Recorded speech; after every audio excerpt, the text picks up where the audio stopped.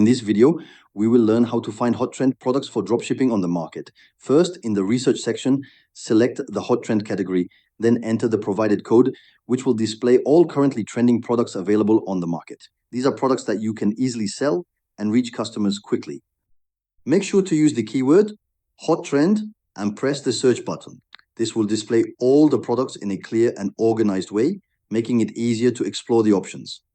After that, simply scroll down to browse through all the products that match what you want to sell. You can find products that are trending and ready to reach customers efficiently. By following these steps, you can quickly identify the most promising hot trend items for your dropshipping business. This method allows you to save time and focus on products that are likely to perform well in the market. Using the hot trend search feature ensures that you are always aware of the latest opportunities and can adapt your product selection to meet current demand. Spocket helps you build your dropshipping store in just 5 minutes with AI. Access high-quality products with super fast shipping from premium US and EU suppliers. Start your free 14-day trial at YB.Digital/drop and revolutionize your e-commerce success today.